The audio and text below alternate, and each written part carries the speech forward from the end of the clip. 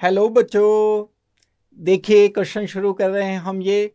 If the boiling point of ethanol molecular weight is 46 is 78 degree Celsius, the boiling point of di ethyl ether जिसका molecular weight हमें given है 74 is, that means ethanol का boiling point हमें given है। Ethanol क्या चीज है? CH3 CH2OH,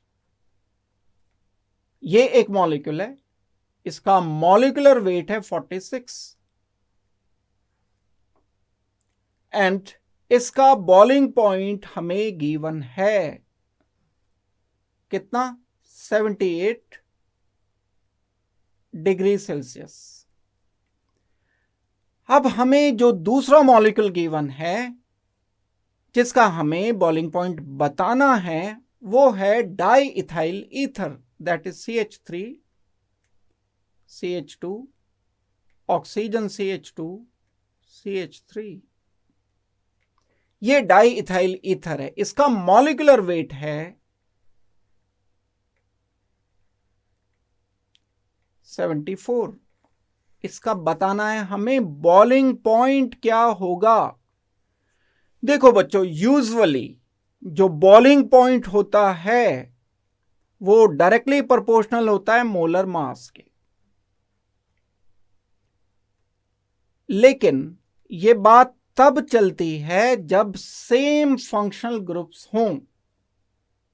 एक ही फंक्शनल ग्रुप के जिसके हायर मॉलिक्यूलर मास होंगे उसका बॉइलिंग पॉइंट ज्यादा होगा, ये बात तो फिर परफेक्ट है। यहां एक इशू क्या है? फंक्शनल ग्रुप दोनों केस में अलग अलग हैं। एक फंक्शनल ग्रुप है अल्कोहल, दूसरा जिसका हमें बताना है ये फंक्शनल ग्रुप है ईथर। ईथर एंड अल्कोहल दोनों अलग अलग हैं, तो बॉइलिंग पॉइंट दूसरा एक चीज पर डिपेंड करता है। बॉइलिंग पॉइंट डायरेक्टली प्रोपोर्शनल होता है इंटर मॉलिक्यूलर फोर्सेस के। IMF क्या चीज? Inter molecular forces. दो डिफरेंट मॉलिक्यूल्स अगर हम एक ही सब्सटेंस के लेते हैं उसमें जो आपस में फोर्स वर्क करती हैं उनको हम इंटरमॉलिक्यूलर फोर्स कहते हैं।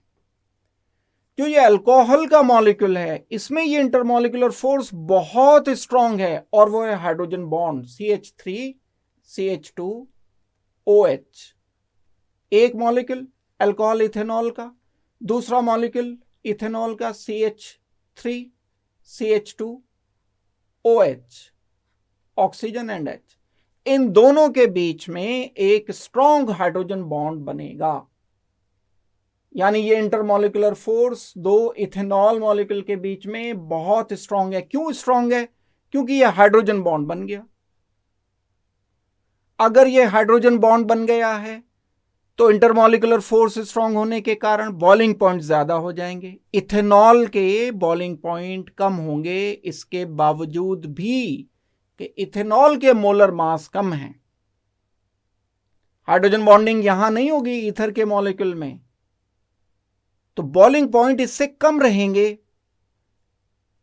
किससे? 78 डिग्री सेल्सियस से कम रहेंगे। अब कम वाला तो एक ही है यहां पर, ये तो ज्यादा है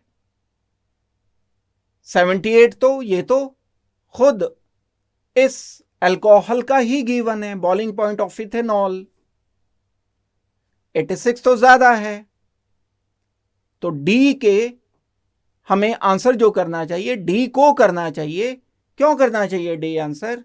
क्योंकि जो हमारे पास डाई इथाइल ईथर है उसमें हाइड्रोजन बॉन्डिंग नहीं होती, उसके बॉइलिंग पॉइंट इस गिवन अल्कोहल के कंपैरिजन में कम रहेंगे। तो बच्चों इस क्वेश्चन का हम फाइनल आंसर कर रहे हैं डी।